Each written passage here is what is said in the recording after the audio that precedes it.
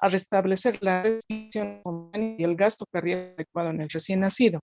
Esto con el fin de evitar el daño asociado a una hipoxia e isquemia, sobre todo a nivel de los tejidos más nobles o sensibles a esta falta de oxígeno o falta de riego sanguíneo, como son el tejido encefálico, tejido cardíaco y el tejido renal, que si sufren esta hipoxia e isquemia pueden tener no solamente alteraciones metabólicas o celulares, sino secuelas a mediano y largo plazo en el paciente.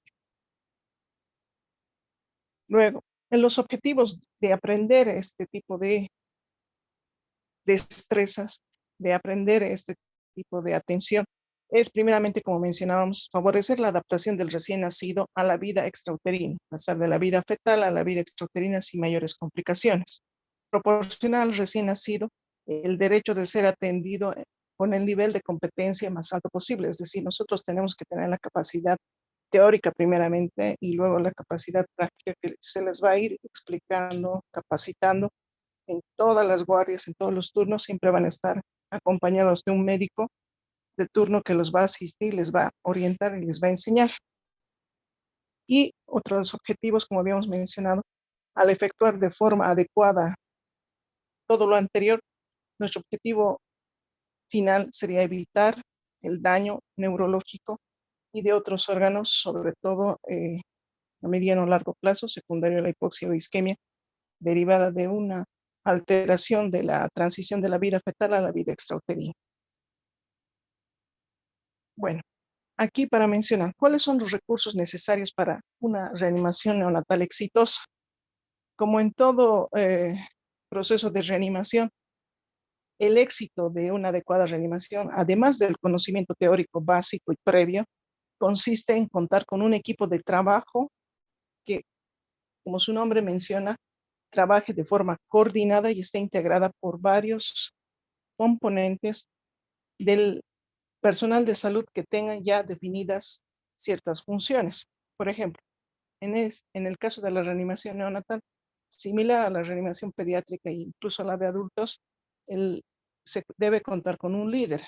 El líder o reanimador principal también que puede tomar ese papel es el que va a hacerse cargo de la vía aérea, es el que va en realidad a permeabilizar la vía aérea, mantener eh, el ingreso o favorecer el ingreso de oxígeno al paciente, en este caso al recién nacido, y en algún caso también, si el paciente lo requiere, llegar a intubar o administrar algún tipo de otro procedimiento a nivel de la vía aérea.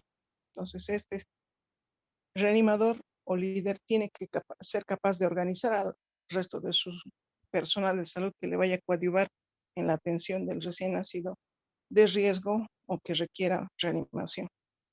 El reanimador 2 va a tener la función de controlar los signos vitales, esencialmente la frecuencia cardíaca, la frecuencia respiratoria, manejar la saturometría con el oxímetro de pulso, además de estar también pendiente de lo que es la colaboración en la aspiración de secreciones, etc.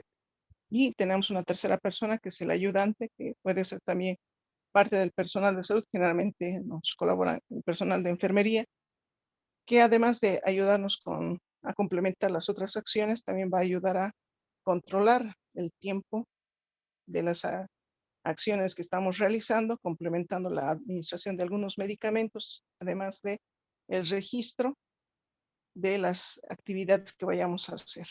El personal médico debe conocer los factores de riesgo perinatales antes del nacimiento y durante el nacimiento, ya este sea por parto o por cesárea.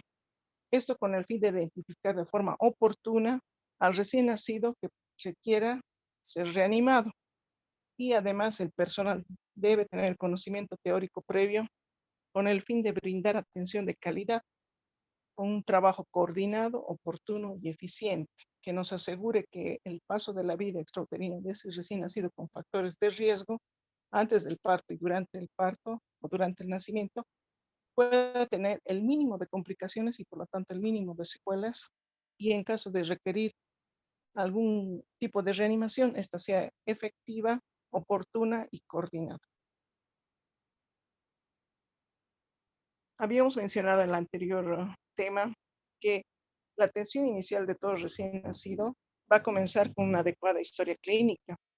Entonces, para recordar, todo recién nacido en nuestro hospital, bueno, en realidad en todos los centros hospitalarios, cuenta con una historia clínica propia que tiene ciertas características que se van a basar principalmente en los antecedentes perinatales maternos. Entonces, recordemos que todos los antecedentes perinatales de la madre antes del nacimiento por parto cesárea pueden influir de alguna manera en el nuevo, en el nuevo, en el nuevo ser, en este caso en el recién nacido o neonato. Por ejemplo, así tenemos que tomar en cuenta antecedentes sociales, ver la edad de la madre, el número de partos, cómo es su nivel socioeconómico, el grado educativo, si la madre además tiene multiparidad, los antecedentes obstétricos, si ha tenido patologías médicas maternas, patologías infecciosas, si existe antecedentes de maduración pulmonar durante el embarazo, si la madre tiene resultados de laboratorio, qué tipo de resultados nos interesan conocer, el grupo factor, hemoglobina, hematocrito, si cuenta con algunos exámenes de gabinete, como son las ecografías Doppler, las ecografías tridimensionales y algunos incluso el monitoreo fetal en el caso de pacientes o embarazos de alto riesgo, ¿no? Pacientes con patologías crónicas como hipertensión, diabetes, Chagas, etc. Como reiteran, el primer paso de la reanimación neonatal exitosa es la anticipación. Entonces, la anticipación nos ayuda a prever e identificar qué recién nacido va a requerir de alguna medida adicional. Por lo tanto, como aquí estábamos mencionando, tenemos factores de riesgo que podemos clasificarlos, maternos, fetales, obstétricos, y algunos ejemplos, ¿no? Entre los maternos tenemos pacientes que tengan antecedentes de hipertensión grave, inducida durante el embarazo, hipertensión crónica, antecedentes de uso de sedantes o sedación profunda, antecedentes de drogadicción, enfermedades crónicas en la madre como ser cardiopatías, enfermedades renales, pulmonares, neurológicas, tiroideas, pacientes con diabetes, pacientes con gestantes con antecedentes de muerte fetal, etcétera. Factores de riesgo fetales como la gestación múltiple, porque no se olviden que a un recién nacido, para atender a un recién nacido se requiere un equipo, como habíamos mencionado. Lo ideal es tener 3 personas listas para atender a ese recién nacido, pero cuando son gestaciones múltiples, lo mismo se debe aplicar para los 2 o 3 recién nacidos que se vayan a obtener por el parto, o mejor dicho, la cesárea en la mayoría de los casos. Es decir, debemos contar con un equipo completo para atender a cada uno de los neonatos. En los antecedentes fetales, aquellos tienen más riesgo, los prematuros, los menores de 37 semanas, también los postérminos, los mayores de 42 semanas, aquellos fetos o neonatos que vayan a tener un peso menor de 2,500 o conocidos como con restricción del crecimiento intrauterino, aquellos con antecedentes de isoinmunización RH, antecedentes de malformaciones congénitas, infecciones intrauterinas, etc. Ahora, los factores intraparto, es decir, que pueden evaluarse durante el trabajo de parto, durante el proceso de nacimiento del recién nacido, se conocen como el sufrimiento fetal, el uso de forceps, la presencia de eh, alteraciones del monitoreo cardíaco fetal, presentaciones anómalas, el antecedente de ruptura prolongada de membranas, hemorragias antes del parto, presencia de líquido amniótico meconiado o en algún caso incluso las distocias de cordón, uno de los más frecuentes en este caso y más peligrosos para el recién nacido, como es el prolapso del cordón umbilical. Luego, además de conocer todos los antecedentes, eso es parte de la anticipación. Además, siendo parte del proceso de anticipación, tenemos que hacer una revisión de nuestros equipos e insumos antes de atender todo nacimiento. Como habíamos mencionado, no solamente para la atención de rutina de todos recién nacidos, sino principalmente para aquellos recién nacidos que tengan factores de riesgo o que vayan a requerir algún tipo de reanimación. Debemos contar con el personal entrenado para la atención adecuada y reanimación. Preparar el ambiente y los equipos e insumos básicos, como por ejemplo la cuna de reanimación o servocuna con calor radiante que tenga una superficie firme, un reloj de reanimación, una fuente de oxígeno, toallas tibias, campos estériles tibios, un endoscopio, balanza, cinta métrica. Adicional a esto, actualmente se recomienda también lo que es un equipo de saturometría o mínimamente un oxímetro de pulso y además los otros elementos, ¿no? Que incluyen la reanimación, como son la bolsa autoinflable, más conocido como AMBU, con las diferentes mascarillas de diferente tamaño, el laringoscopio y los tubos endotraqueales. Acá, como habíamos mencionado, parte del primer paso de la anticipación. Aquellos objetos que nos van a ayudar a guardar y a mantener una termorregulación adecuada en el recién nacido, la cuna, la incubadora para traslado, incluso unas bolsas de plástico que se pueden utilizar en aquellos recién nacidos prematuros, sobre todo en aquellos que tengan un peso inferior a 1,500, porque los recién nacidos prematuros son, como dice muy bien su nombre, son recién nacidos inmaduros que no han completado el proceso de el desarrollo y maduración de los diferentes órganos y sistemas, entre ellos lo que es la piel. Entonces, la piel no tiene todavía todas las funciones completamente desarrolladas, entonces pierde fácilmente calor ese recién nacido prematuro. Y una manera de tratar de evitar la pérdida de calor y la hipotermia que puede significar una bradicardia, una acidosis y posteriormente la muerte de ese recién nacido es envolver en una bolsa plástica. Luego tenemos que verificar los elementos de oxigenación. Idealmente deberíamos contar en nuestra sala de atención de recién nacido un mezclador de gases, es decir, que nos pueda permitir mezclar principalmente oxígeno-aire para tratar de brindar oxígeno con porcentajes de FiO2. Inicialmente se necesita para la reanimación una FiO2 del 21% y en los prematuros de 30%, las iniciales, ¿no? Y dependiendo de la respuesta y del control, los resultados de la saturometría, durante el proceso de reanimación, esto puede variar. Necesitamos además un flujómetro, necesitamos un oxímetro de pulso, extensiones de oxígeno o cánulas, conectores de oxígeno también conocidos. Necesitamos además para el proceso de ventilación los dispositivos, como les había mencionado, los más frecuentes, la bolsa autoinflable o AMBU, la bolsa inflada por flujo, que es la bolsa del anestesiólogo, y el reanimador con pieza en T o el Neopaf, que también contamos en nuestro hospital. Necesitamos además que estos elementos puedan contar con manómetros de presión para que podamos nosotros estar seguros de cuánta presión vamos a estar administrando al administrar la ventilación a presión positiva con estos diferentes dispositivos. Y en algún caso también la cánula aérea. También necesitamos verificar que estén disponibles equipos de aspiración. Inicialmente una perilla de goma, sondas de aspiración que van a oscilar desde las 6, 8, 10, 12, un conector para aspiración de meconio. También las sondas de alimentación 5, 6, 8, que son las que más utilizamos. Continuando, específicamente para la intubación tenemos que verificar que esté disponible el laringoscopio con sus respectivas hojas rectas, 00, 0 y 1.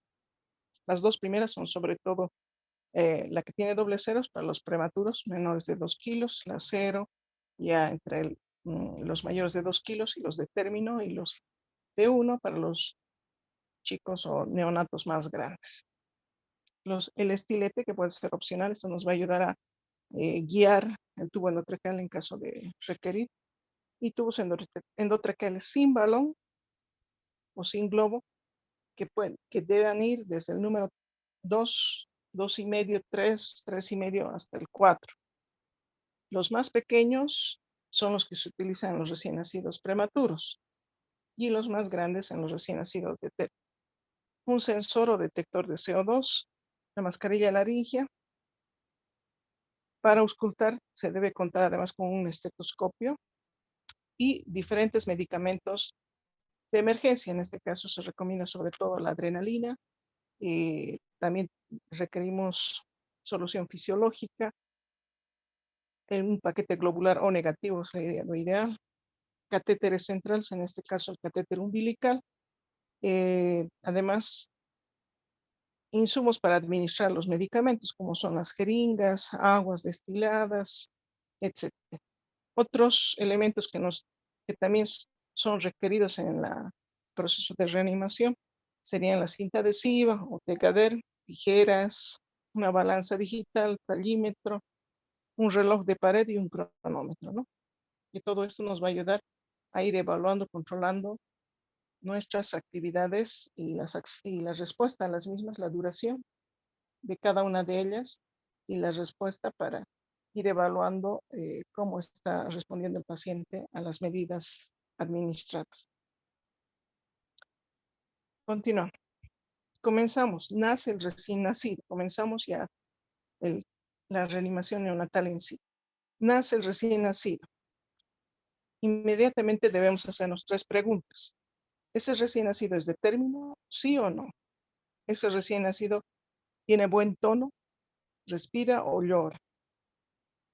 Si es un recién nacido prematuro, ya tiene un factor de riesgo. Si es un recién nacido que no tiene buen tono, es decir, está hipotónico o está flácido, también ya es otro factor de riesgo. Si ese recién nacido no respira o respira con dificultad o tiene una respiración irregular que conocemos como gasping o respiración de boqueo, no llora o tiene apenas muecas, entonces ese recién nacido que tiene todos esos factores antes mencionados es aquel que va a requerir medidas de reanimación neonatal, principalmente basados en lo que es la administración de ventilación, es decir, administración de oxígeno a los pulmones para evitar el paro respiratorio y consecuentemente el paro cardíaco y la muerte. En cambio, que el recién nacido que sea de término, que tenga buen tono, que respire o llore, puede pasar a recibir los cuidados de rutina, el apego precoz, estar con su mamá, ser valorado con la parte de lo que es la lactancia precoz, completar lo que son, como habíamos mencionado, el alojamiento conjunto en la anterior presentación. Y además, este recién nacido que requiere reanimación debe ser trasladado inmediatamente al área que habíamos mencionado. Tenemos que trasladarlo a una servocuna o cuna de calor radiante que tenga una base firme, donde podamos proporcionarle calor, mantener una temperatura normal. Se recomienda mantener la temperatura ambiente entre 24 a 28 grados centígrados. Se debe posicionar la cabeza del recién nacido en posición de olfateo, lo que se conoce como posición neutra, que nos permite mantener la vía aérea permeable, limpiar las secreciones, primeramente limpiar la boca, luego la nariz, inicialmente con las compresas, con la perilla de aspiración, y en algún caso también, si fuera necesario, utilizamos las sondas de aspiración. Al mismo tiempo se debe secar al bebé, porque no olvidemos que todo recién nacido nace bañado en líquido amniótico, y si no secamos ese recién nacido, la pérdida de calor por la piel puede producir, como les mencionaba antes, hipotermia, bradicardia, acidosis, y esto empeorar el cuadro de ese recién nacido, llegar a fallecer. Entonces, al mismo tiempo que el primer reanimador está limpiando la boca, la nariz, permeabilizando la vía aérea, manteniendo la cabeza en posición neutra, el segundo reanimador estará secando, estimulando y controlando los signos vitales. Y el asistente nos estará controlando los tiempos. Nos dirá, ya estamos en 30 segundos, 60 segundos. Y nos estará alcanzando o proporcionando los elementos, como habíamos mencionado, las compresas tibias, el fonendoscopio, nos ayudará con la aspiración en caso de que sea requerida un equipo de aspiración, nos ayudará con el flujómetro y la administración de oxígeno suplementario, nos proporcionará también la bolsa de reanimación, etc.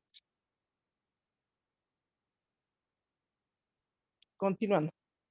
La vía aérea se debe mantener despejada. Entonces, habíamos mencionado, en el recién nacido todavía nosotros recomendamos, o se recomienda, mejor dicho, en neonatología, seguir el algoritmo del ABCD. Principalmente, todo recién nacido hace paro respiratorio antes que paro cardíaco. La mayoría, casi el 90% de un poco más de los recién nacidos, al no tener un adecuado pasaje, transición, mejor dicho, de la vida fetal a la vida extrauterina, es por un colapso de los alveolos, es decir, a nivel pulmonar todavía no hay una eliminación adecuada del líquido que normalmente está en el periodo fetal, no hay un adecuado cambio de presiones. Todavía predomina la presión pulmonar sobre la presión sistémica, entonces en ese caso persiste la circulación fetal y no existe una adecuada oxigenación, ni un adecuado riego sanguíneo, ni un adecuado funcionamiento de la bomba cardíaca, es decir, de la bomba del corazón, para mantener un adecuado flujo sanguíneo y presión sistémica que favorezcan el paso o transición normal de ese recién nacido. En este caso, por eso se prioriza liberar la vía aérea y mantener la respiración. Para ello, entonces, se menciona inicialmente la administración de ventilación a presión positiva con los dispositivos que hemos mencionado, con el AMBU, con su respectiva máscara, su fuente de oxígeno, con control de lo que es la saturometría, para ir evaluando cómo va respondiendo al primer minuto, a los 2, incluso llegando hasta los 10 minutos de vida. Como tercer punto, la circulación, es decir, vamos controlando cómo va la frecuencia cardíaca, si responde o no a la administración de oxígeno a presión positiva, y si esto no fuera así, hay que revisar. Se ven medidas de corrección, se podría decir, para evaluar que no haya alteraciones en la vía aérea que estén impidiendo la administración adecuada de oxígeno. Si esto fuera corregido y persiste una bradicardia, entonces va a requerirse recién nacido con presiones torácicas. Y en algún caso, ya en última instancia, si pese una adecuada ventilación, pese una adecuada compresión torácica, sigue bradicárdico, sigue hipóxico ese recién nacido, entonces va a requerir además la administración de medicamentos y soluciones, como habíamos mencionado, los más frecuentes, la adrenalina y la solución fisiológica. Entonces, nuevamente reiterando, el primer paso para la reanimación ya en sí, con el bebé una vez que nació, es la vía aérea. Mantener la posición neutra. Se debe colocar al recién nacido con la cabeza en posición neutra o olfateo. Eso significa en leve extensión. Se debe secar de forma simultánea con compresas tibias, secas, y se debe retirar todo tejido húmedo del cuerpo del recién nacido. Al mismo tiempo que se seca el recién nacido, se procede a la estimulación táctil. Entonces, si el recién nacido está teniendo alguna dificultad para inspirar, llorar o respirar, en cierto caso, con la limpieza de la boca, nariz, es decir, de las vías aéreas, el secado y la estimulación táctil simultánea, si hubiera respuesta, entonces ese recién nacido estaría como lo que se conoce como una apnea primaria, es decir, que todavía no es una apnea que sea de compromiso sistémico, sino que es sobre todo a nivel respiratorio. Sin embargo, se va evaluando esto dentro de los primeros 30 segundos. Más allá de ese tiempo, más allá de que uno debe seguir secando, debe seguir estimulando, si más allá de 30 segundos no existe una adecuada respiración, si el paciente sigue hipotónico o tiende a, a disminuir la frecuencia cardíaca, es decir, a ponerse más bradicárdico, entonces en ese caso ese paciente ya se debe considerar una apnea secundaria y requiere de forma urgente la administración la ventilación a presión positiva con la bolsa autoinflable o ambú. Como se menciona aquí, la aspiración solo se hace en caso de ser necesario y no se debe hacer si no se tiene conocimiento práctico. ¿Esto que se refiere? Se debe aspirar boca a nariz, como se había mencionado, en caso de que exista abundante secreción. En el caso también de algunos pacientes con meconio espeso, meconio denso, y que puedan obstruir la boca a la nariz, o que a la auscultación uno escuche que todavía hay presencia de secreciones en las vías aéreas, y que esto puede impedir la llegada del oxígeno directamente a los pulmones.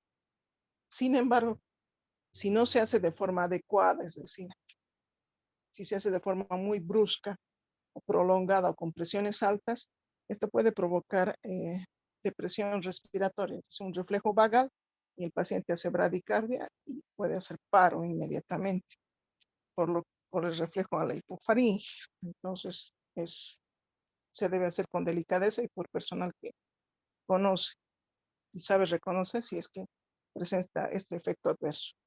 Y la estimulación, como habíamos mencionado, va unida conjuntamente con el secado y la colocación de la cabeza del recién nacido.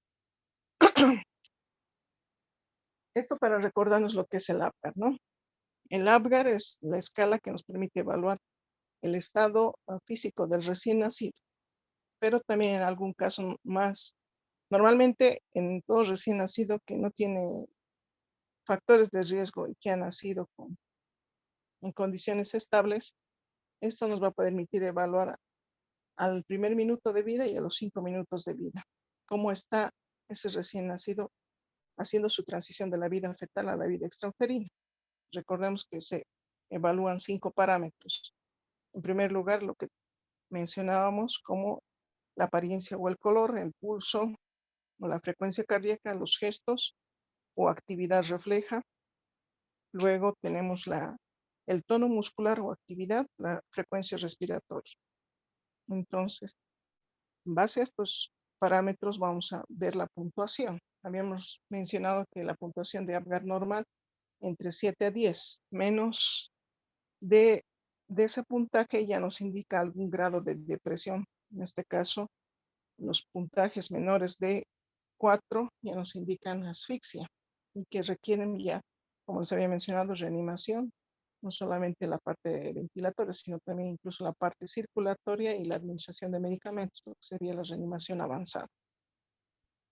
Esta escala de APGAR, ya en aquellos recién nacidos que requieren administración de oxígeno, masaje cardíaco y medicamentos, se debe evaluar más allá de los 5 minutos, a los 10, a los 20 minutos.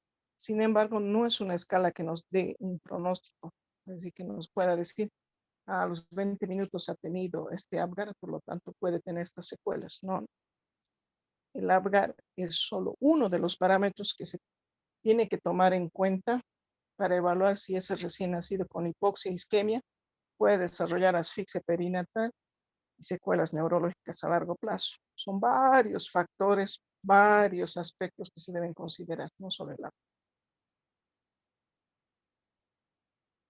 Continuando, la oxigenación y la ventilación.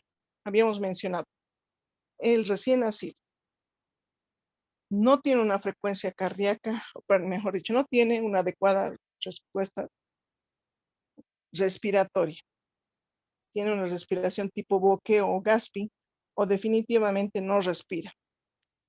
También a la auscultación, el segundo reanimador nos indica que tiene una frecuencia cardíaca menos de 100. Entonces, inmediatamente en esas 3 situaciones, recién nacido que no tiene una respiración efectiva o está con gas, recién nacido que no respira o recién nacido con una frecuencia cardíaca menor de 100, inmediatamente se debe administrar ventilación a presión positiva con la bolsa autoinflable, la bolsa inflada por flujo o el reanimador en TEA o NEOPAF, que tenemos en las 3 imágenes hacia la derecha.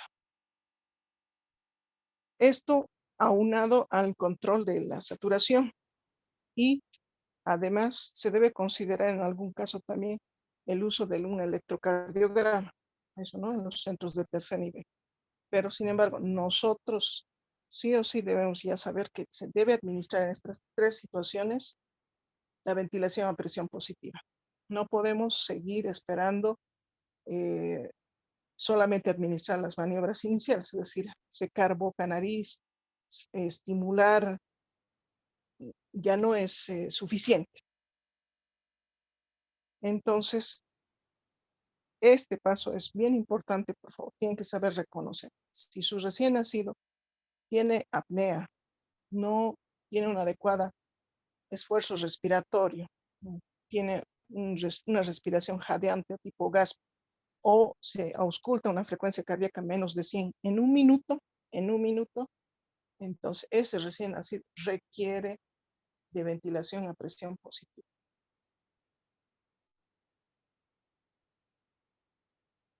Reiterando, el único paso más importante y más eficaz en la reanimación neonatal es la ventilación de los pulmones de todo recién nacido.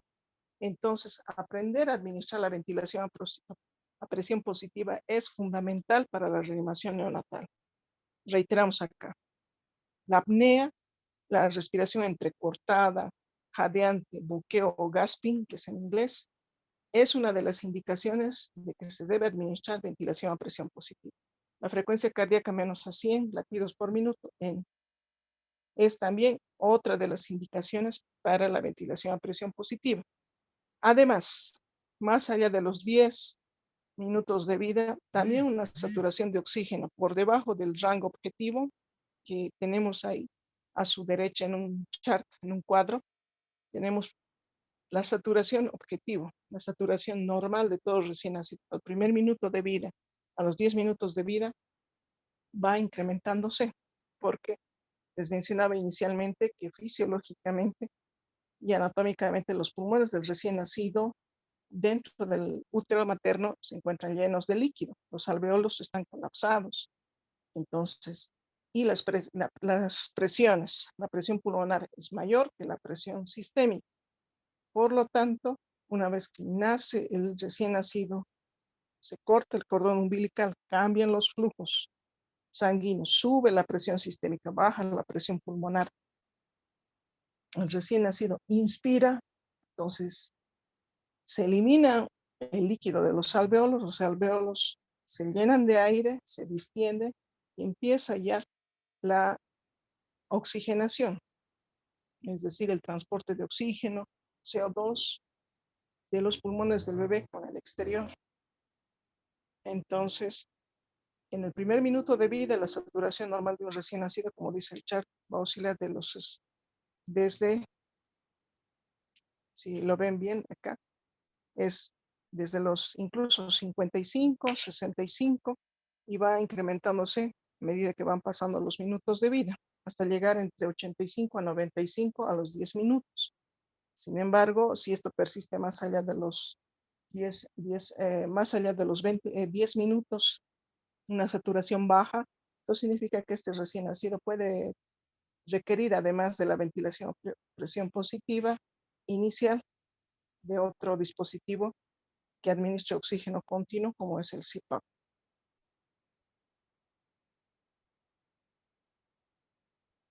Continuando con la ventilación. La ventilación, entonces, se va a administrar de la siguiente manera.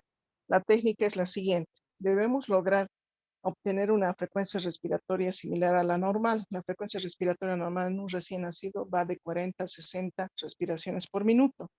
La técnica de la ventilación a presión positiva es ventila, es la inspiración, es decir, comprimimos la bolsa autoinflable. Expira es 1, 2, 3. Ventila 1, 2, 3. O sea, inspiración, expiración. Inspiración, expiración. Ventila, inspiración, se comprime. Se suelta la bolsa, es expiración. Se cuenta 1, 2, 3. Ventila 1, 2, 3. Tenemos que llegar a 40 de estos ciclos. Un ciclo completo comprende inspiración y expiración. Ventila 1, 2, 3. Ventila 1, 2, 3. Durante un minuto tiene que repetirse mínimamente 40 veces. Eso es lo ideal. Y debemos ajustar nuestro flujómetro, es decir, el volumen de oxígeno en litros que vayamos a administrar para la presión positiva va desde 5 a 10 litros por minuto. Siempre se empieza con 5. y a medida que va requiriendo el paciente, vamos incrementando hasta llegar a 10. Se debe verificar la frecuencia cardíaca después de 15 segundos de ventilación a presión positiva.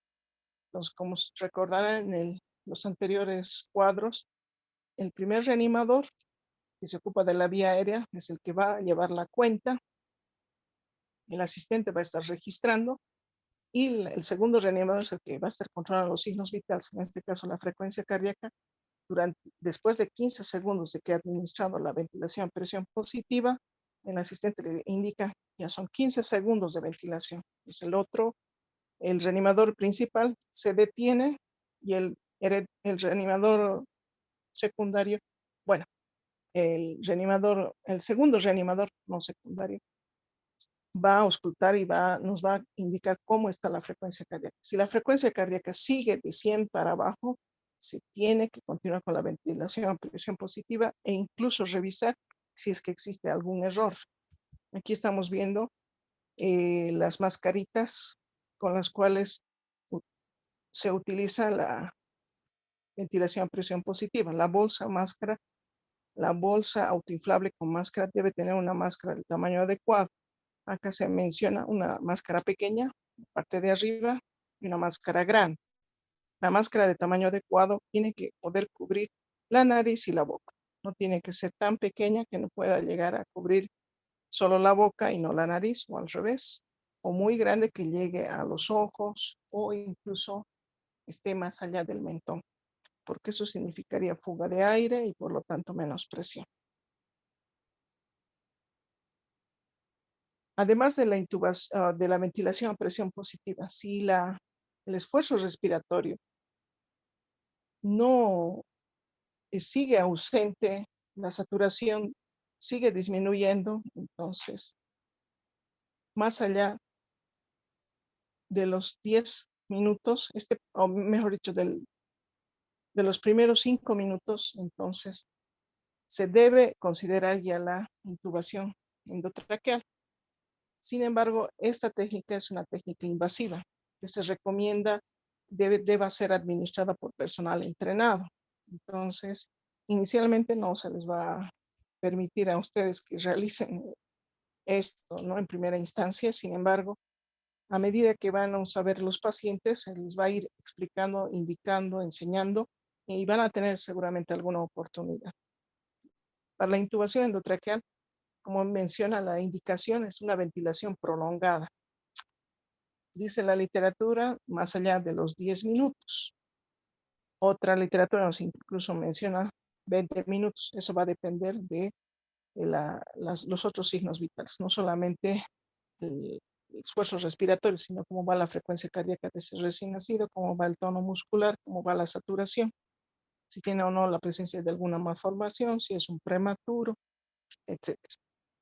Si tienen otras patologías respiratorias, y como aquí menciona también, si hay malformaciones del macizo facial. El material que se requiere, también hemos mencionado, es un laringoscopio con hojas rectas desde el tamaño doble 0, 0 y 1. Los tubos endotraqueales uniformes, es decir, sin balón, desde el número 25335, número 4. Desde el más pequeño hasta el más grande, para los recién nacidos prematuros y para los recién nacidos de etéreo. Acá vemos una imagen de lo que es la hipofaringe, es decir, vemos aquí donde está la epiglotis, las cuerdas vocales, la abertura de la glotis, para ver por dónde, a través de dónde tenemos que introducir el tubo endotraqueal. La técnica, como menciona acá, se debe colocar de forma cuidadosa la pala o lengua de la hoja del laringoscopio sin presionar las estructuras, es decir, sin hacer movimiento de palanca, porque esto puede lesionar las estructuras lo que es sobre todo el paladar, el área de las encías o zona gingival. Se debe visualizar la epiglotis y colocar la punta de la pala en la valle de la glotis y con el dedo presionar sobre el cartílago cricoides a nivel de la región cervical anterior para favorecer esto, la abertura de la glotis, que es el espacio que se encuentra entre las cuerdas vocales. A través de ese espacio es que tiene que pasar el tubo endotraqueal. Y se debe introducir, hay la longitud del tubo endotraqueal que se va a introducir, mejor dicho, se puede calcular de diferentes fórmulas. La que más utilizamos es el peso del recién nacido más la constante, que es número 6. Un ejemplo, si tenemos un recién nacido que pesa 3 kilos, sería el siguiente ejercicio. 3 kilos más 6, entonces se tiene que introducir el tubo endotraqueal 9. 6 más 3 es 9. 9 centímetros tiene que introducirse el tubo endotraqueal. Ustedes van a revisar, los tubos endotraqueales tienen medidas que van en centímetros. Entonces tenemos que ir viendo cuánto vamos a introducir para tener la seguridad de que ese tubo endotraqueal tenga que estar en posición, es decir, a nivel de lo que es la carina, incluso un centímetro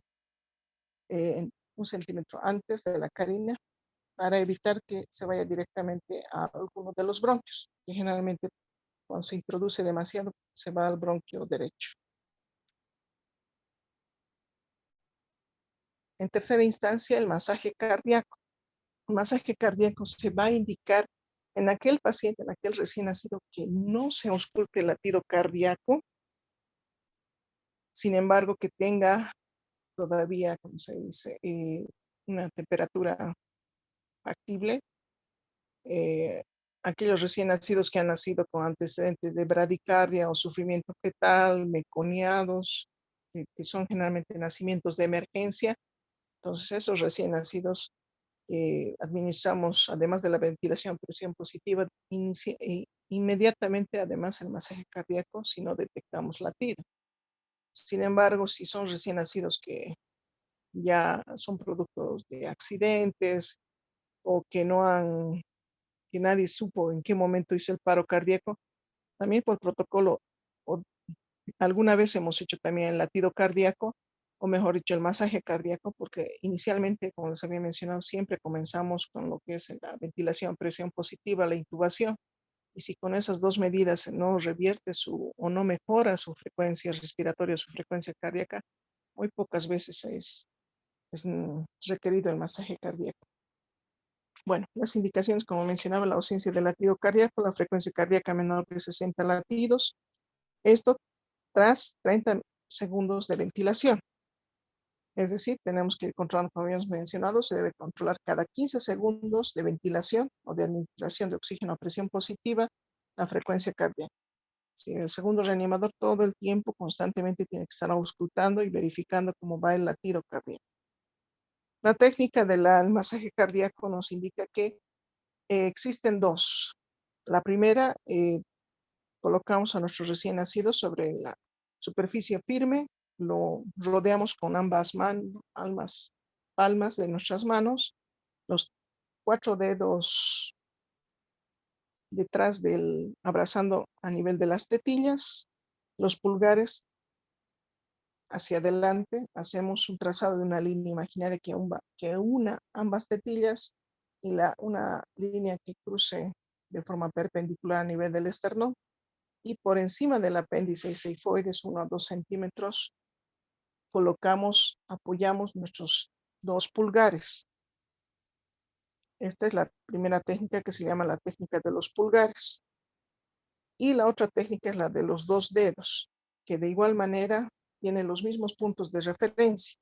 Una línea horizontal imaginaria que una ambas tetillas, una línea vertical perpendicular a la anterior que esté a nivel del esternón y que por encima del apéndice sifoides 1 a 2 centímetros nos indique el lugar donde vamos a apoyar los 2 dedos, y la otra mano tiene que estar por debajo de la región dorsal de ese recién nacido.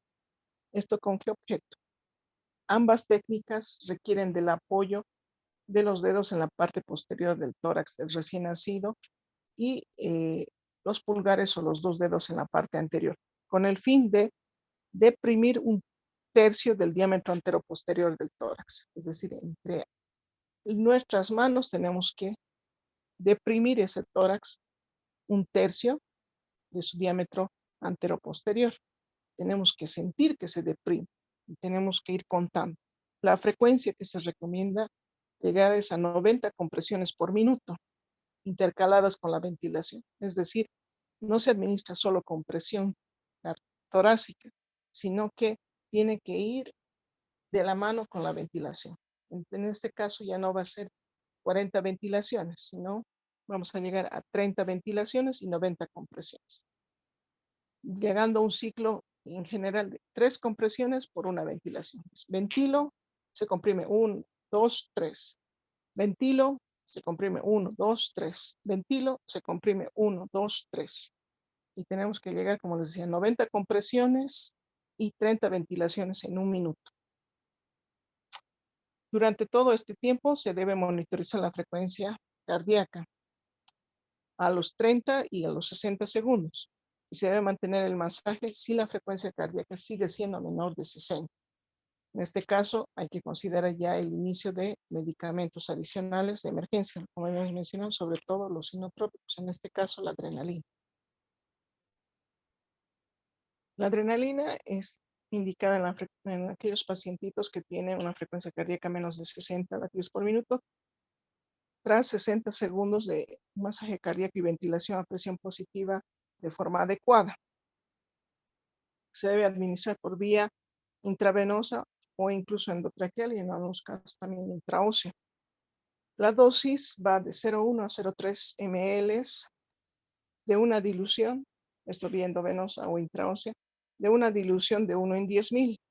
Esta dosis se puede repetir cada 3 o 5 minutos dependiendo de la respuesta del paciente. O también la dosis, mejor dicho, de la misma dilución puede aumentar de 0,5 a 1 ml cuando se administra por vía endotraqueal, porque a través de la vía endotraqueal todavía no se tiene un porcentaje óptimo de absorción del medicamento. Por lo tanto, se recomienda que se administre mayor volumen.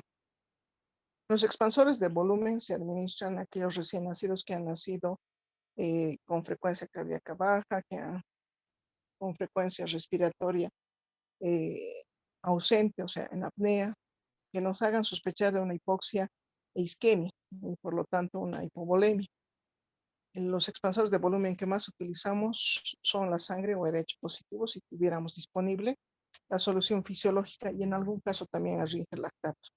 La dosis que se les administra de estas soluciones son de 10 ml kilo peso y a través de un catéter venoso central, sobre todo nosotros utilizamos más el catéter umbilical y en algún caso también una vía periférica, si es que no contamos con el insumo para hacer el cateterismo central.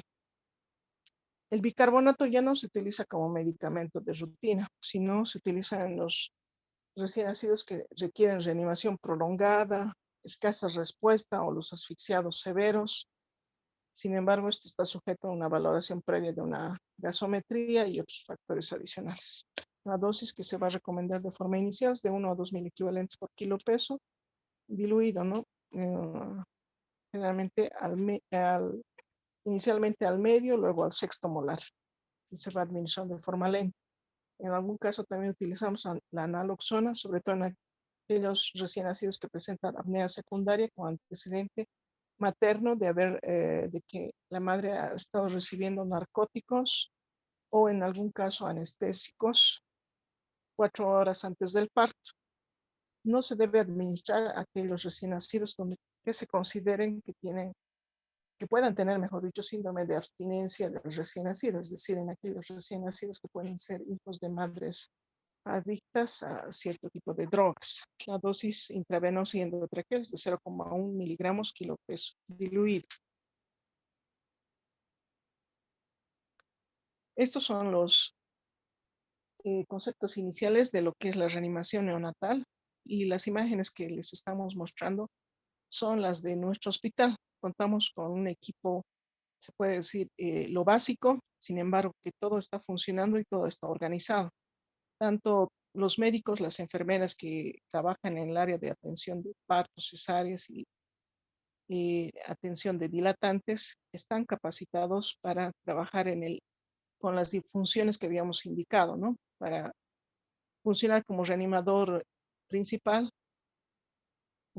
y las licenciadas como nuestros asistentes. Entonces, muchas veces a ustedes les vamos a capacitar para que tengan las destrezas y no solamente lleguen a atender o brindar cuidados de rutina, sino por lo menos a brindar lo que es la reanimación inicial, porque está descrito según la literatura que la mayoría de los pacientes, más del 90% de los recién nacidos que requieren algún tipo de reanimación, requieren la reanimación inicial o básica, que se refiere a lo que es la ventilación a presión positiva. Y saber reconocer que el recién nacido requiere este tipo de reanimación dentro de los primeros minutos de vida es esencial antes de que llegue la parada respiratoria, la parada cardíaca, la acidosis y la muerte. Todos queremos tener la imagen central, que es una mamá con su recién nacido, sin ninguna alteración y un binomio realmente que pueda irse a la casa feliz, ¿no es cierto?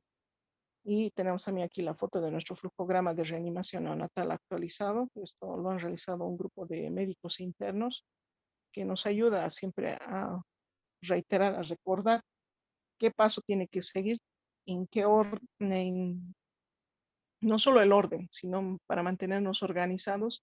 Esto sobre todo en algún caso de que haya situaciones de estrés o de, entre comillas, por nervios, alguien pueda olvidar algún concepto. Esto sería de forma inicial y, como les decía, este tema es teórico, es bastante amplio, es bastante bonito revisarlo, pero en la parte práctica me gustaría que todos ustedes revisen la parte teórica para que en la parte práctica sea más fácil poder explicarles, enseñarles y ustedes ganen la seguridad que se requiere para la atención de todos recién nacidos. Como mencionábamos en los principales objetivos, brindarles una atención de calidad a todos recién nacidos que llegue a requerir nuestra atención, ¿no? Ustedes como médicos internos, solamente en la parte de pediatría, sino sobre todo cuando vayan a hacer su rotación en el área rural, seguramente que les va a tocar atender no solo a la mamá, ya sea por parto, sino también a su recién nacido y es ahí donde se va a poner a prueba, ¿no? Todo lo que ustedes han podido aprender de todo lo que se les va a ir enseñando. Entonces se les va a dar todas las herramientas, entonces solo se les pide que tengan buena voluntad y ganas de trabajar y aprender. Eso sería todo. Muchas gracias. No sé si hay alguna pregunta. Muchas gracias, doctora Jata. Bueno, la verdad muy interesante el tema, que justamente, como les decía, ayer ya se dio el RCP en adultos, entonces con esto se complementa de manera ideal y se va engranando justamente el conocimiento. Agradecidos como siempre con su persona, doctora Jata, y esperamos que nos pueda colaborar en otras actividades. Claro, con gusto, doctor. Y nuevamente a usted también las gracias y bienvenidos a los nuevos médicos internos. Nos vemos el primero. Gracias, doctor. Bueno, para ya ir cerrando lo que es este tercer curso de inducción que estamos realizando como jefatura de enseñanza, tengo el grato honor de presentarles ahora a la doctora Olivia Crespo Zambrana. La doctora es médico pediatra y con su subespecialidad en neonatología. La doctora actualmente, por decisión del Comité Técnico Administrativo, fue nombrada como la jefa del servicio tanto de pediatría como de neonatología. La doctora ahora nos va a brindar un tema muy importante, un tema bastante interesante que también tiene que ver bastante con el Hospital Cochabamba, que hace referencia a la lactancia. El día de ayer les hablaba ya la doctora Flores justamente al respecto de esto de la lactancia y hoy se va a complementar esta temática con lo que nos va a vertir la doctora Crespo. Doctora Crespo, no sé si está presente para ir viendo su pantalla.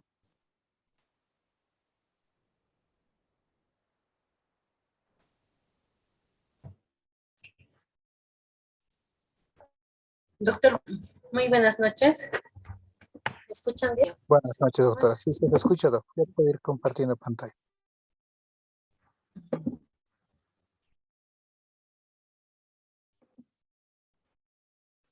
Estamos.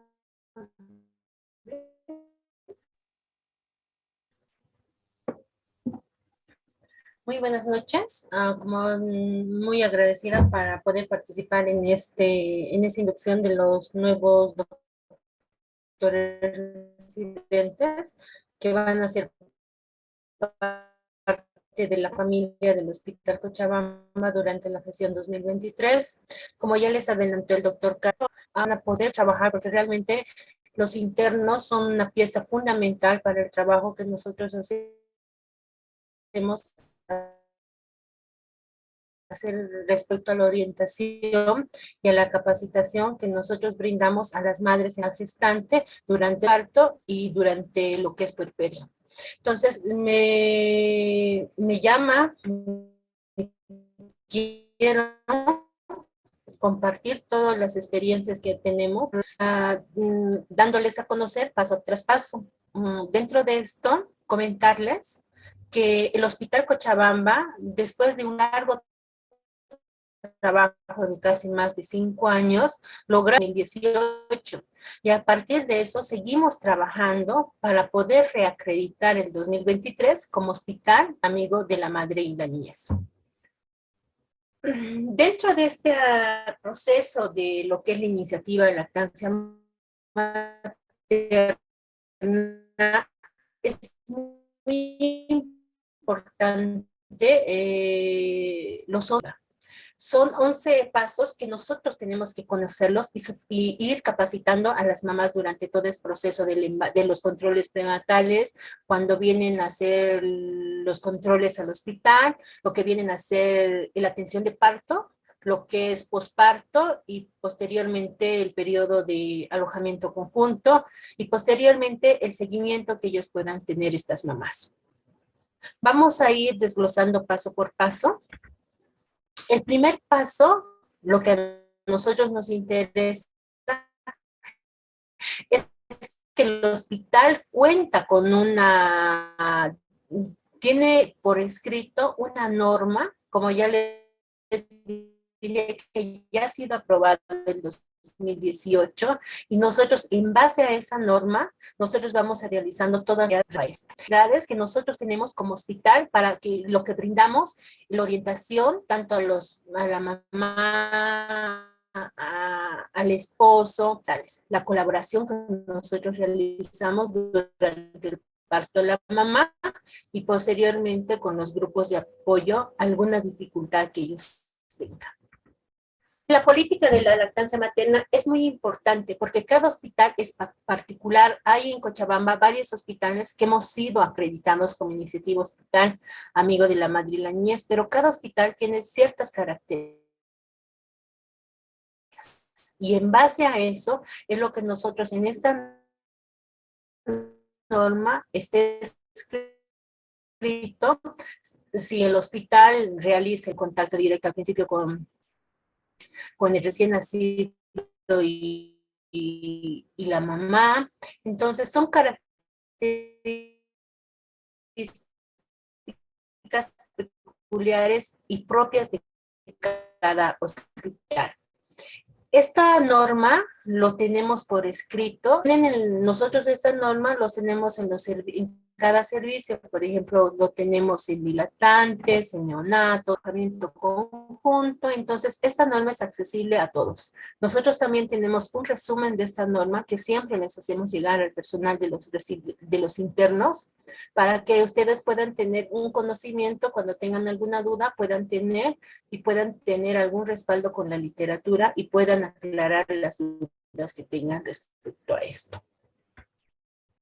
En esta norma, todo se trabaja en grupo conjunto, ha sido tanto el trabajo de administración y del comité de lactancia materna para poder llevarlo y modificar. Cada año, por ejemplo, ahora para poder reacreditar, en nuestra norma nosotros vamos a implementar lo que es lactancia materna y COVID. Algunas modificaciones que se hacen, tenemos que de nuevo introducir esto a la norma de nuestro hospital. Como ustedes saben, es muy importante el tener esto de la lactancia materna y COVID. Y también hay algunas modificaciones que se han hecho también al manejo de lactancia y VIH y las madres que reciben el tratamiento. Entonces, cualquier modificación que nosotros vamos viendo, vamos aumentando a nuestra norma para ir actualizando cada vez más. Todo el personal tanto clínico y no clínico, tiene que tener el conocimiento que nuestro hospital tiene la norma y que es accesible a todos. Esta norma es en un lenguaje claro y obviamente está en castellano.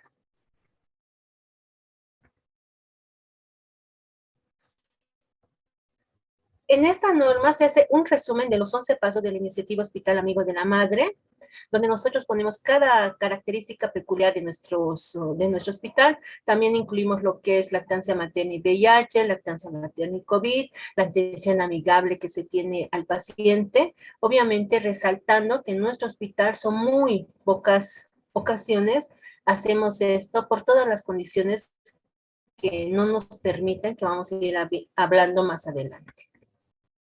Como les dije, está escrito en un idioma más frecuente que tenga todo el personal, está disponible para todo el personal y es accesible para todos. ¿Cómo hemos realizado la elaboración de esta norma? ¿No? A través del comité del hospital se realizó un emborrador que ha sido enviado al comité departamental de lactancia materna y este ha sido aprobado. Una vez que ha sido aprobada por el comité departamental, esta norma vuelve al hospital para poder ser impreso y poder ser distribuida a todos los servicios de nuestro hospital. El segundo paso muy importante y en el cual, y por eso es la razón que se les está dando a estos temas, es que todo el personal del Hospital Cochabamba que esté en contacto directo con la madre y el recién nacido tiene que tener la capacitación, lo que es respecto a la iniciativa del Hospital Amigo de la Madre y la Niñez. Entonces, por eso es muy importante, doctores, que ustedes sepan que nuestro hospital está acreditado, cuáles son los 11 pasos de la iniciativa Hospital Amigo de la Madre, en qué pasos ustedes van a fortalecer esta iniciativa, porque ustedes, como les dije anteriormente, son un pilar fundamental para la orientación a las madres y al apoyo que ustedes van a realizar a estas mamás. ¿Quiénes son capacitados? Como les digo, todo el personal, sea clínico como no clínico, tiene que estar, tiene que ser capacitado porque en algún momento va a estar en contacto con limpieza, también son capacitados, el personal, también los guardias son capacitados y obviamente el personal clínico, en este caso ustedes, que son un gran número, que va a entrar en la gestión 2023, igual tienen que ser capacitados y tener el conocimiento de la iniciativa Hospital Amigo de la Madre y la Niñez. Dentro de estos tienen que tener conocimiento de cuáles son las ventajas de la lactancia materna, cuáles son los riesgos de ofrecer o dar leche artificial, cómo se produce el mecanismo de la lactancia y la succión, cómo todo esto ayuda a cuando no voy a dar lactancia materna, que solo está cuando la mamá es VIH positiva. Aquí en Latinoamérica se sigue prohibiendo madre que es VIH positiva, entonces no se tiene que dar lactancia materna. Seguimos nosotros con indicación a nivel de Bolivia. Y algo importante, cómo se pueden orientar a las madres a realizar la extracción de la leche materna y darles en vasito a los recién nacidos.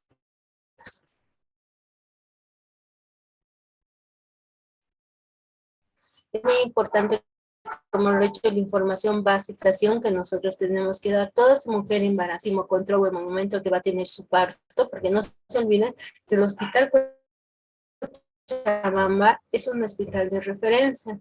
La gran mayoría de las mujeres que realizan en primer nivel sus controles prenatales y vienen al Hospital Cochabamba directamente a tener su parto, ya sea por cesárea o por canal vaginal.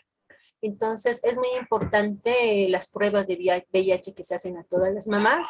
Y obviamente, si estas pruebas salen positivas, tienen que ser con toda consejería o en forma privada, Nosotros contamos con un trabajo multidisciplinario, tenemos psicólogo, tenemos trabajo social para poder informar esta noticia a estas mamás que no tienen conocimiento de que tengan esta enfermedad y poder hacer cuál va a ser el manejo de esta mamá y su recién nacido. Es muy importante igual recordar todas las orientaciones y los datos que nos da la Organización Mundial de la Salud sobre lo que es la alimentación. Dentro del paso 3, que vamos a ver más adelante, nos habla todos los datos más importantes que las madres tienen que tener durante sus controles prenatales. A todas las embarazadas sobre los beneficios de la lactancia materna y las formas de ponerlas en práctica. Las mamás no se olviden que vienen a hacer sus controles una vez que ellas se confirman que están embarazadas con una prueba, entonces ellas empiezan a hacer sus controles prenatales. Como les dije, aquí somos un hospital de referencia, ya no se hacen los controles prenatales de alto riesgo o son referidos de primer nivel por alguna alteración que tengan. Igual a estas mamás que vienen, tenemos que hacer la orientación de cuáles los beneficios de la lactancia materna, lo que es el apego precoz, explicarles cuáles son las complicaciones de no dar una buena lactancia materna, que pueden hacer mastitis, abscesos, ¿sí? Explicarle cómo, si por alguna razón la mamá decide no dar a amamantar a su bebé, cómo hacer la extracción de la leche materna y poderle darle en el vasito. Entonces, toda esta información se le tiene que dar en el control prenatal que realice la mamá, que obviamente va a ser el último para su posterior atención de parto. Entonces, pero tiene que estar registrado en historia clínica que esta mujer ha recibido esta orientación. Cuando nosotros fuimos evaluados, entonces todo viene la evaluación departamental, viene el comité departamental a hacer una evaluación externa y todo lo que eh, eh, y vienen a evaluar cada paso y nosotros tenemos que tener un respaldo de toda la orientación que se le ha hecho. Es importante tomarlo en cuenta. Como les decía, ¿qué es lo que nosotros tenemos que educar en esos controles prenatales? Lo que es aliento conjunto, cómo puede ser que las mamás tienen que dar a libre demanda, solo tienen clase interna y no sucedan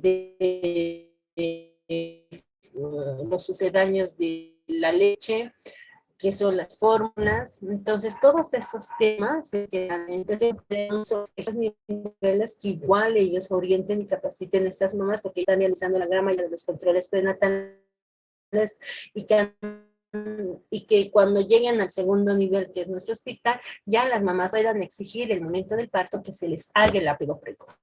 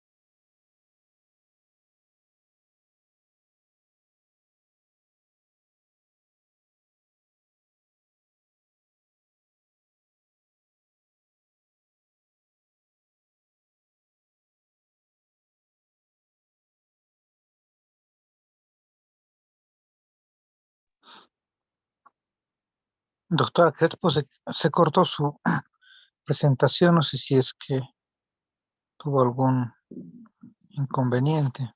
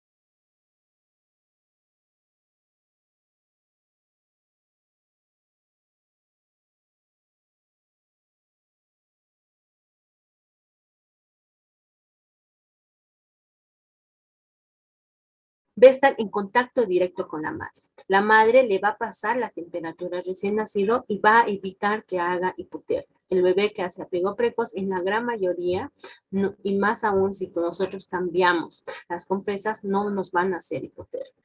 Como el bebé va a estar cerca de la mamá, va a sentir el olor de las glándulas mamarias, de los pezones, y él por instinto va a empezar a buscar las glándulas mamarias, empezar la mamá.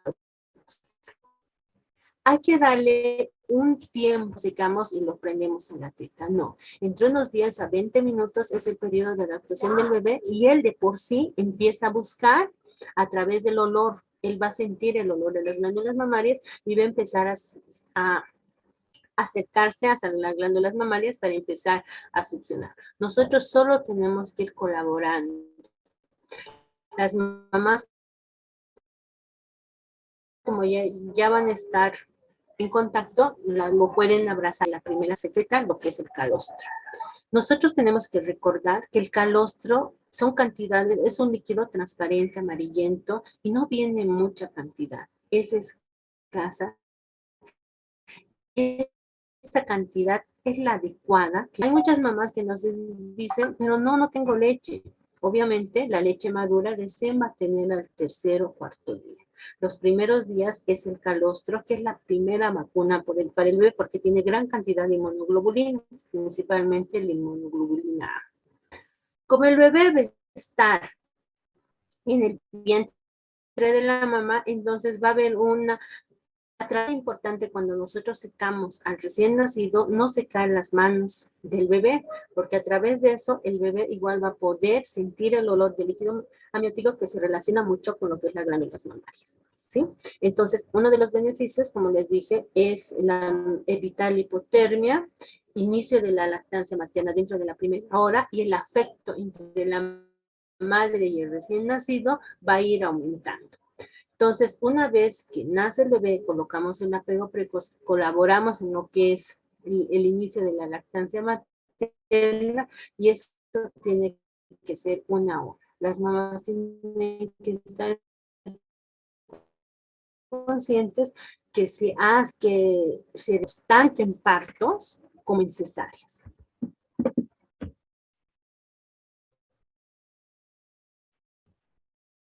Como les dicen, mantener a la madre y al bebé juntos son los beneficios. Colocar al bebé en el pecho de la madre, permitir que el bebé succione cuando esté listo. Eso se refiere que no es que nace y directamente le prendemos a la teta, sino que hay que darle un espacio al bebé entre 15 a 20 minutos, que es el tiempo que el bebé empieza a emigrar por sí solo hacia la glándula mamaria para iniciar la primera mamada.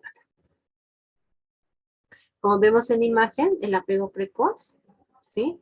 Nosotros le mostramos a la mamá, le explicamos cuál es el sexo del bebé, que nosotros estamos haciendo el apego precoz, que no se preocupe, que su bebé no se va a enfriar y colaborarla para que empiece a mamar dentro de la primera hora.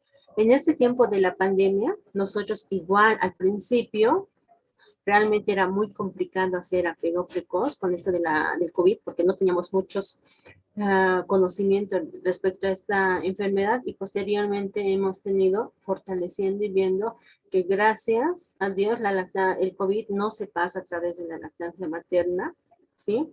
Y que si las mamás tienen esta enfermedad, los recién nacidos, la gran mayoría no va a tener esta enfermedad. Y sí podemos dar lactancia materna a estas mamás que tengan esta enfermedad, pero y que estén estables clínicamente, ¿sí?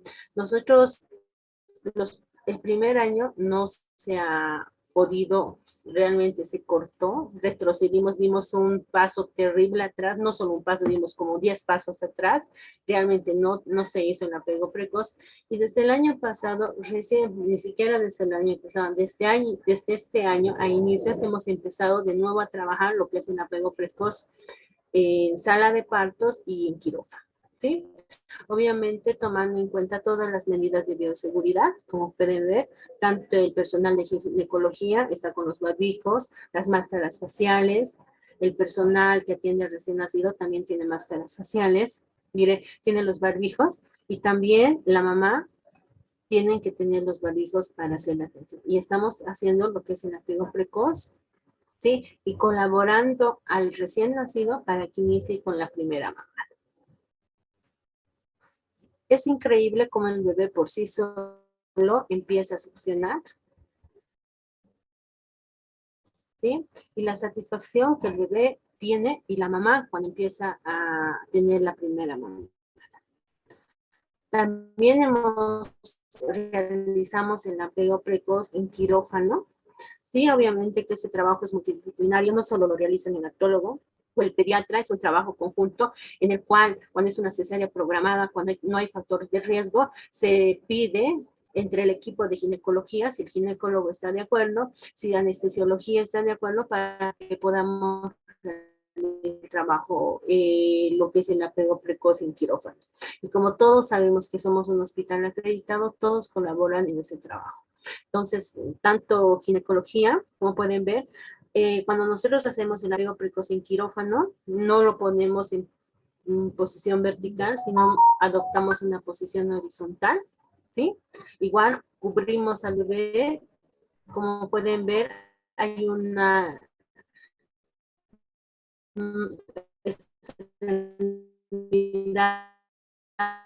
de la mamá que está liberada para que pueda ella hablar con la colaboración del neonatólogo, los residentes, ¿sí? Pero el bebé con la madre, y nosotros colaboramos ahí para que empiece a hacer la primera mamada. Una vez posterior a eso que se realizó el apego precoz, hacemos todo lo que es la atención de rutina del recién nacido, que ya les han explicado en lo que es la atención del recién nacido. Se le hace posteriormente lo que es la ligadura tardía, la vitamina K, profilaxis ocular. Posteriormente a la hora se hace la evaluación física del recién nacido en forma minuciosa para ver si hay alguna malformación, si hay alguna patología, para poder determinar por capurro la edad gestacional, para hacer lo que es peso, talla, profilaxis ocular, administración de vitamina K para evitar la hemorragia del recién nacido. ¿Sí? ¿Cuáles son las prácticas de parto que apoyan a la lactancia materna? Dentro de esto es el apoyo emocional que nosotros tenemos que brindarles a las mamás. Ustedes van a ver cuando entran a las dilatantes, hay mamás muy desesperadas, con mucho dolor, primigestas de 15 años, 13 años, que están dilatando y obviamente están irritables. Siempre es importante ser empáticos con los pacientes, explicarles lo que va a pasar, que eso en el Hospital Cochabamba no tenemos una sala de partos individualizados. Es una sala común de dilatantes y sala de partos son camillas de parto, son bien, entonces es muy difícil casi el esposo para que puedan soportar por esta forma privada para poder atender los recién nacidos, el parto de estos bebés. Entonces es muy complicado y a raíz de eso no se hace eso. Pero podemos prestarle un apoyo emocional a las mamás durante el trabajo de parto, alentándoles, explicándoles, ofreciendo líquidos si es que fuera necesario, pero esto es bajo indicación del ginecólogo. ¿Sí? Tratar de movilizarle explicarle a la mamá que es muy importante que se pueda movilizar para que ella, el periodo de dilatación vaya aumentando paulatinamente, realizar cesáreas solo en casos necesarios y obviamente fortalecer lo que es el contacto piel con piel. El paso 5 nos indica mostrar a las madres y padres cómo deben de dar a amamantar al bebé en las primeras 6 horas, un papel importante. Posteriormente a que el bebé nace, dentro de las primeras 6 horas, la mamá tiene que recibir toda la orientación y toda la ayuda para poder continuar con la lactancia materna. Más aún estas mamás que han tenido por cesárea, entonces, por la anestesia que ellas reciben, la movilidad no es el 100% y hay que colaborar y ayudando para ver que esas mamás puedan dar de lactar. Obviamente es más complicado, pero sí tenemos que ir orientando y apoyando a estas mamás para que puedan dar lactancia dentro de las primeras 6 horas y posteriormente hasta los 6 meses exclusiva. Explicarles también a las mamás que siempre las quejas que nosotros tenemos o lo que la mamá siempre nos dice es que hay escasa secreción de calostro. Explicarles que eso es normal. No va a haber que el bebé nace y a las 2 horas va a salir calostro a goteo continuo. No, es una escasa cantidad, pero esa escasa cantidad es la necesaria que su bebé requiere. ¿Sí? Y mientras más opción el bebé va a empezar a aumentar la secreción de esto. Dentro de estos consejos que nosotros podemos dar al bebé dentro de esas primeras horas, las mamás obviamente posterior a todo lo que han tenido el trabajo de parto están bastante cansadas y que a veces las mamás entran a sala de alojamiento conjunto en las salas donde están ya las mamás, pero las ves a las mamás todas dormidas, cansadas por todo el trabajo de eso que es obvio. Entonces, ir orientándose, explicándoles que se tienen que fijar que el bebé se ha hecho pis, se ha presentado meconio, que ellas tienen que ayudarles, que tienen que cambiarlo al bebé, que el bebé lo pida a libre demanda, no hay un horario, pero siempre hay que recordarles a las mamás que no puede estar su bebé más de 3 horas sin tomar teta. Que si por alguna razón el bebé ya ha pasado más 3, 4 horas, ellas las tienen que despertar y forzar y presentarle a la teta o estimular para que el bebé empiece a recibir lo que es la lactancia materna. ¿Sí? Es muy importante después explicarle a la mamá que el bebé que está lactando la cantidad adecuada de leche, el bebé va a presentar diuresis en la mañana, va a presentar diuresis en la tarde, va a presentar diuresis en la noche. ¿Sí? Que cuando el bebé llora es un signo tardío de que el bebé está con hambre. Los signos tempranos de que un bebé está con hambre es que el bebé tú le pasas la mano por la mejilla y el bebé quiere por el reflejo, vuelca y empieza a succionar. O alertan abriendo la boquita. Eso es un signo de que el bebé está con hambre. Ya cuando el bebé ya llora es un signo tardío y cuando el bebé empieza hay horario, la mamá le ofrece una opción. Primero hay que tranquilizar al bebé y posteriormente ofrecer lo que es el pecho para que el bebé empiece a succionar.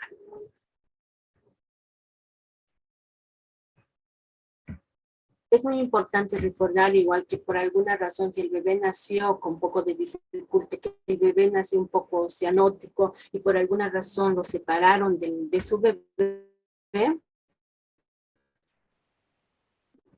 lo separaron de su bebé y lo llevó con oxígeno y estemos observando y después el bebé mejora y posteriormente lo acercamos a la mamá después de 2 horas, pero siempre explicarle a la mamá por qué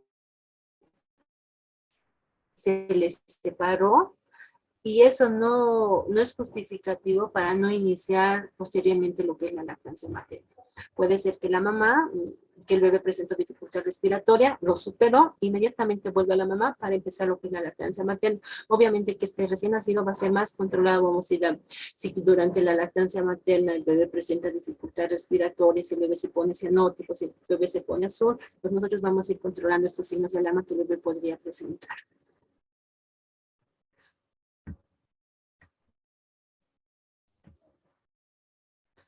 Cuando nosotros estamos en salas, vamos a ir viendo cuáles son las posiciones más adecuadas. Existen varias posiciones que las mamás pueden adoptar para dar lactancia materna. Dentro de estas posiciones está la posición de cuna, que es la más frecuente, como ustedes pueden ver, la cabeza del bebé sobre el antebrazo, ¿sí? Y todo el cuerpo está al frente de la mamá. La posición de cuna cruzada, ¿sí? El bebé a lo largo del brazo, opuesto al seno y sosteniendo siempre la cabecita, ¿sí? La posición de agarre, el bebé está al lado de la mamá, acostado, de espaldita, con la cabeza frente al seno materno, al pezón, ¿sí? La posición acostada, que es más frecuente, que igual es una posición frecuente de las mamás principalmente, que es la más cómoda algunas, ¿sí? Que están acostadas y el bebé está al lado de ella, ¿sí? Una vez que por alguna razón la mamá decida no dar de lactar a su bebé o está recibiendo algún medicamento como el metronidazol, ¿sí? Entonces es indicado darle fórmula al bebé, pero esta indicación tiene que estar justificada y firmada y autorizada por la mamá en la historia clínica.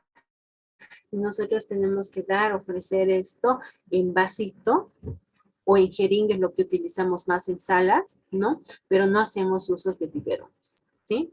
Eso es algo más de la iniciativa, no hacemos uso de los biberones.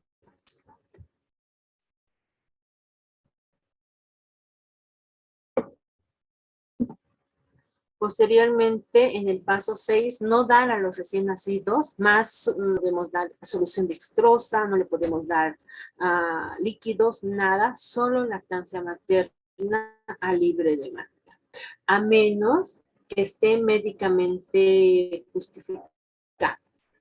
Ya puede ser que la mamá sea VIH positiva y por eso no va a recibir lactancia materna, pero tiene que estar justificado en la historia clínica y autorizado por la mamá. Y ahí viene el concepto. ¿Qué es alojamiento conjunto? Alojamiento conjunto es la mamá y el bebé en la misma casa, ¿sí? Eso es muy importante. ¿Por qué es importante el alojamiento conjunto? Porque la mamá va a estar cerca de su bebé. Cada vez que el bebé llore o quiera, la mamá le va a ofrecer la lactancia materna. Va a ser más fácil a la mamá darle si va a estar en su misma cama. Pero si va a estar en una cuna, el bebé, entonces para la mamá es más dificultoso pararse, más aún si ella es necesaria, levantarlo al bebé, de nuevo pues, sostenerlo para darle teta, entonces más complicada. Por eso, cunitas en alojamientos gemelos, los dos bebés están en la misma cama con la mamá. ¿Sí? Eso es lo que llamamos alojamiento conjunto. El paso 8 es fomentar la lactancia materna a libre demanda. Cada vez que el bebé lo quiera, le damos teta. No hay horarios, no hay cada 2, cada 3, cada 4. No, es a libre demanda. Simplemente a veces las mamás no entienden mal cuando nosotros les decimos que no puede estar más de 3 horas su bebé sin tomar pero la leche es a libre demanda cada vez que el bebé desea. El paso 9, no dar a los bebés mamaderas, biberones, ni chupones, nada que pueda reemplazar lo que es la leche materna. Entonces, nosotros acá en el hospital es prohibido dar fórmula y mamaderas. Por eso hacemos uso de las jeringas en la gran mayoría de los casos.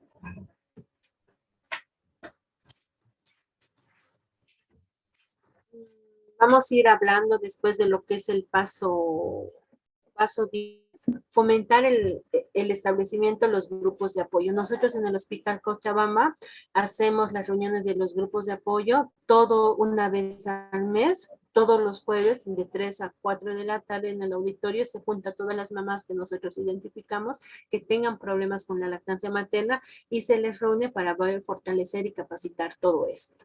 ¿Sí? Entonces es muy importante, es una pieza importante los grupos de apoyo para lo que es la iniciativa hospital Amigo de la Madre y la Niñez. De estas personas que acuden a estos grupos de apoyo, sacamos los líderes, que ellas mismas con su experiencia van a ir transmitiendo a las nuevas mamás para que puedan solucionar todos los problemas que han podido pasar. Y como pueden ver, aquí tenemos los grupos de apoyo son fortalecidos por los miembros del Comité de Lactancia Materna, que elegimos un tema y lo podemos socializar y aclarar todas las dudas que tengan las mamás. ¿Sí? Entonces vamos fortaleciendo y mejorando las dificultades o dudas que ellas tengan para que ellas puedan puedan pasar este periodo sin ninguna complicación. En el momento del alta de los recién nacidos, se van los recién nacidos sabiendo que existen estos grupos de apoyo. Las mamás tienen conocimiento de estos grupos de apoyo y además tienen el conocimiento de que si por alguna razón su bebé se pone mal dentro de los primeros días, en el Hospital Cochabamba tenemos pediatras que en cualquier momento que tengan alguna dificultad o algo pueden acudir al hospital y se les van a atender.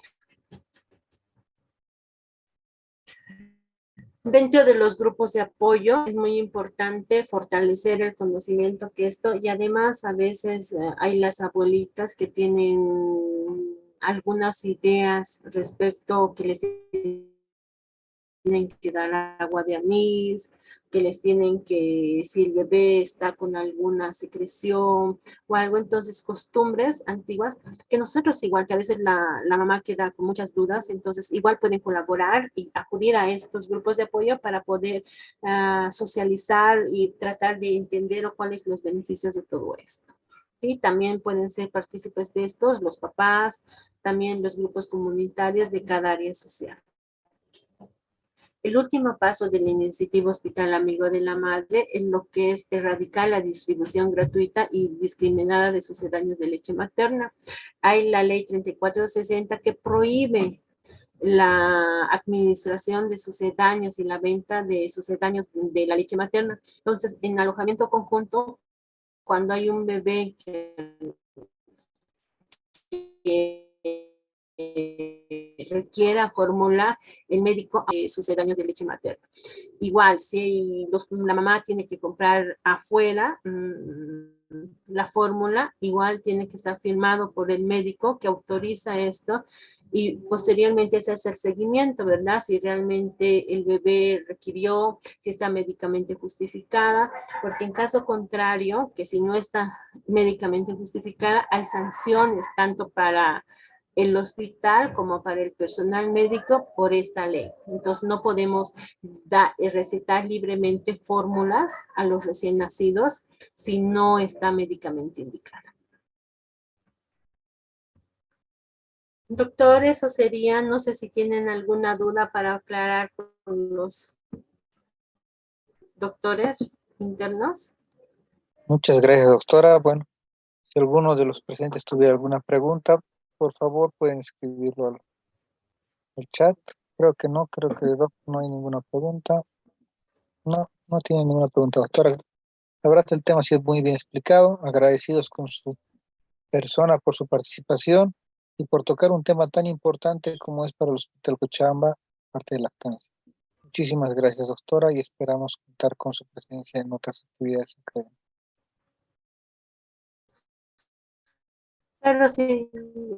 Claro que sí, doctor, más bien la agradecida yo. Gracias. Observo. Bueno, estimados nuevos internos, como ya les he venido diciendo, ya que ya les he conocido en la parte práctica también que hemos realizado, entonces quedan todos ustedes bienvenidos, van a tener verdaderamente demasiados, les diría, docentes que como la doctora de hoy día, la doctora Jata, la doctora Crespo y todos los restos de docentes que han venido dándoles este curso en los distintos días, han visto que tienen esas ganas de enseñar. Entonces es un hospital verdaderamente, un hospital de escuela, un hospital universitario, que verdaderamente lo único que pide a cambio es que ustedes verdaderamente estudien y que ayuden a los pacientes en todo lo que se necesite. Muchísimas gracias por haber participado de este curso de inducción a todos ustedes.